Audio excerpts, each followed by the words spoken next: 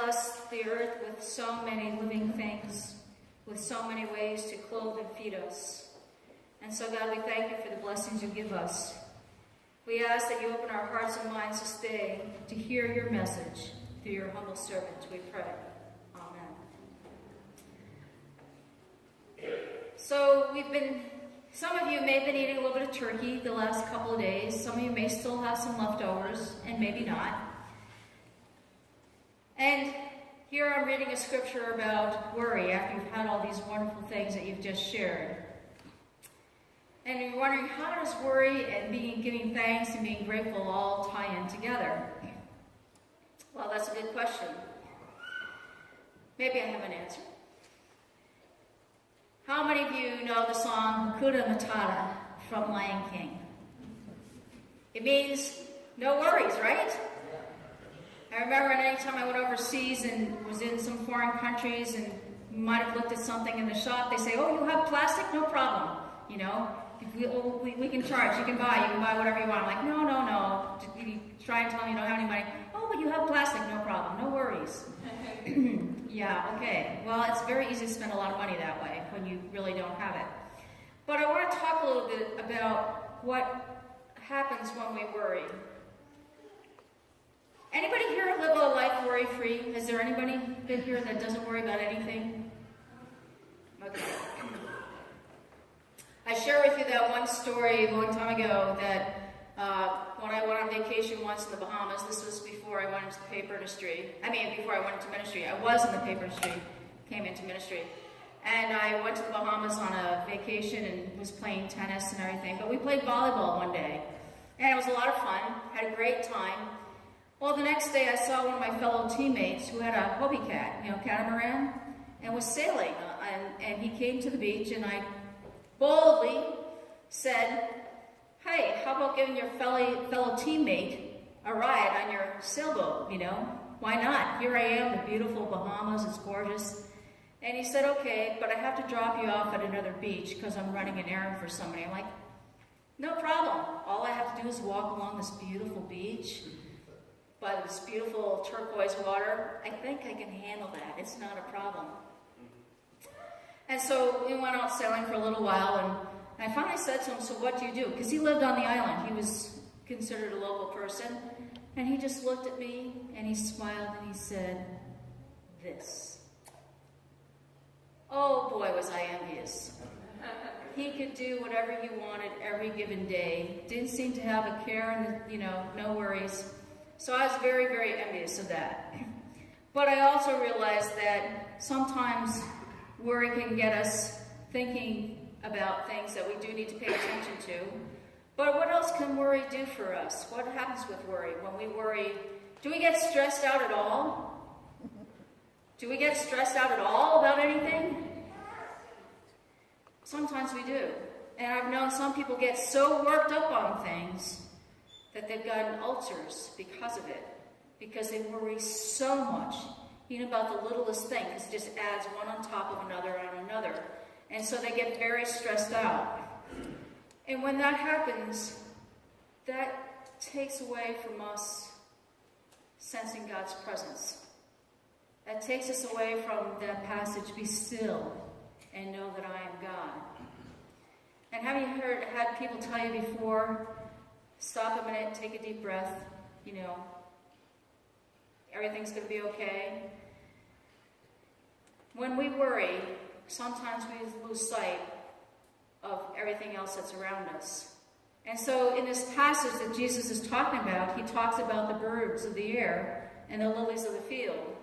And the lilies represent a lot of different wildflowers all throughout the Holy Land. But he talks about the birds of the air and the lilies of the field. They keep growing, don't they?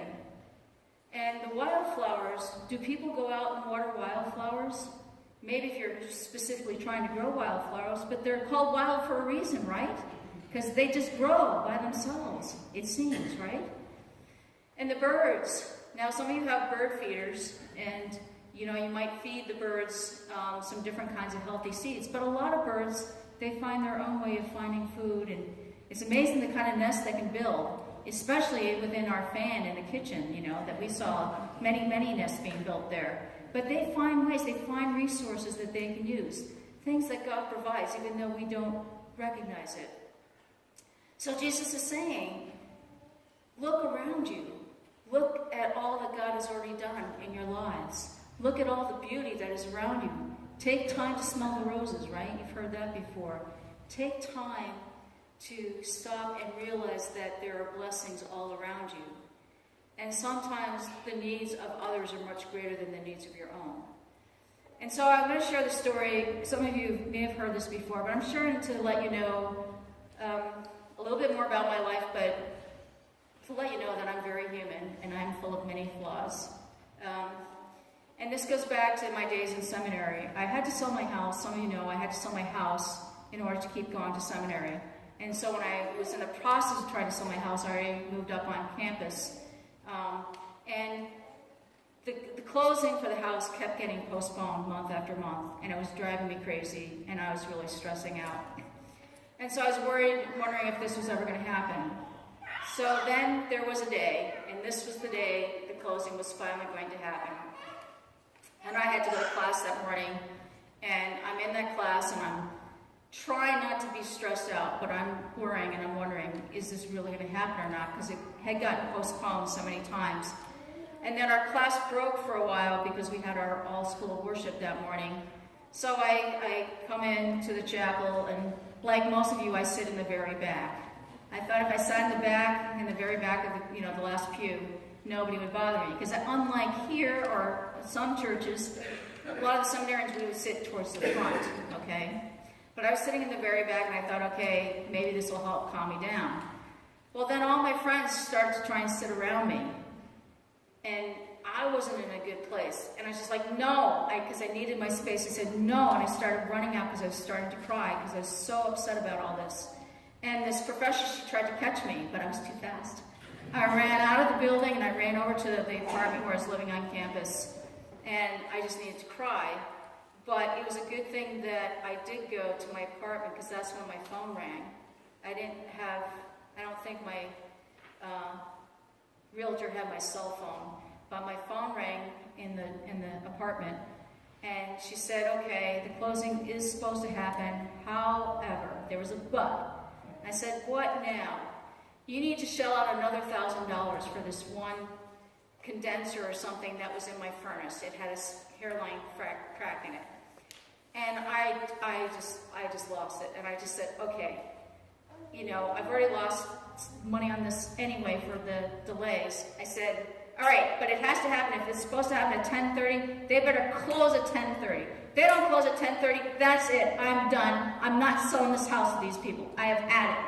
I was just that upset because it was so hard dealing with all this and trying to go to seminary and not having any money because, I went through all my savings and everything else to pay for seminary, got student loans, which I still have, and I had to sell my house just so I could continue to go to seminary. So it was very, very stressful.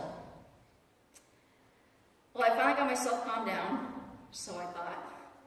I head back to when the worship would be over to head back to our class, and as I'm getting ready to go into that class, I could feel the tears starting to come down again, but the professor who tried to chase me and catch me, she saw me and said, you come with me.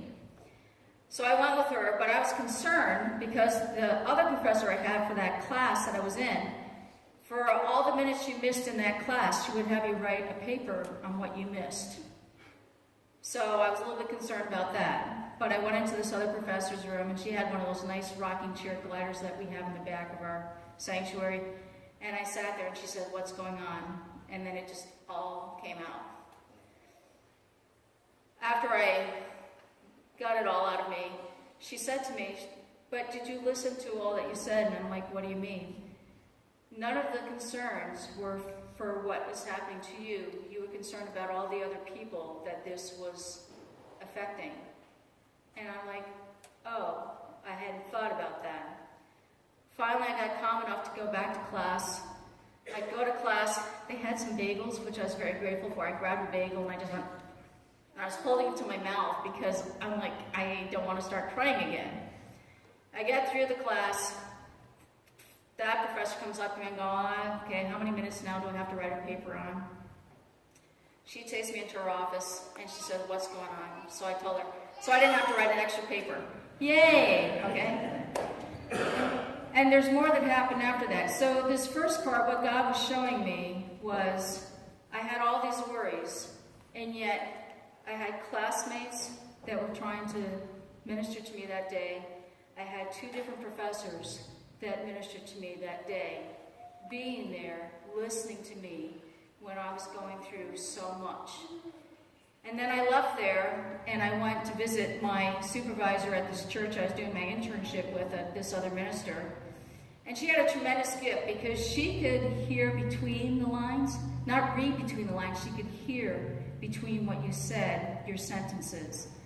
And so, first thing she said is, I'll meet with you in a few minutes, I have to wrap up this stuff, and then we'll go out and do our visits. So I'm like, okay, fine. So we're in the car together, I'm riding with her, and so she asked me, how was the class that day? And I told her, I didn't tell her anything about what had happened to me. I didn't tell her a thing about it. I'm just telling her what the topic was in the class. But she could sense that something was going on with me. And she said, and what happened to you? What's going on? She could ask these questions. I'm like, how did she figure this out? I was trying to be so, not deceitful, but so secretive that she wouldn't get it. But she got it right away. And so I told her. And then we did these different calls to people's houses, hospital visit, etc. And what God showed me then is, one, I was also being ministered to again by this minister for me. But then God showed me there are people with much more challenging issues, many challenges that they are facing, and I need you to be there for them. And that's part of this call as ministers that all of us have, is sometimes we need somebody to lift us up, but often God shows us that we need to be there for somebody else. And so I had quite the day. I also realized when I was waiting those 10 minutes for my minister, my supervisor, to finish up what she was doing, I felt this huge burden lift up off my shoulders. And it's just like, okay, the closing actually happened. So I knew that it happened, even though I hadn't been called. And it wasn't until that night I got a call from the realtor. She said, it's done. So, and it happened at that time when I felt that burden lift up off my shoulders. We worry because we care. We worry sometimes and we get a little bit too stressed out that we can't see not just the beauty of all that God is doing in the world, but we don't get to recognize how God sends people, puts people in our lives to help us with our trials, our tribulations, but also to be there with us to celebrate our joys. So the next time you worry about something, you never know when God's going to give you a little joy to take you away from that. But when you start worrying, take time to be still and pray. Pray that God will help you through whatever you are going through, or that maybe God will send somebody along the way to help you on this journey, whatever challenges you may face. That's what being a community of faith is all about. We are here for one another. We are here to grow in our faith. We are continuing to journey together as we grow in our faith. But we're also here to minister to one another, not only within our building, but beyond. So I pray that all of you, the next time you worry, will take a moment and just go, okay, God, help me through this. Let me sense your presence. And if I know that you're here, God, if I trust and believe that you're here, God, I know everything's going to be okay. One way or another, we're going to make it through day by day by day. Amen.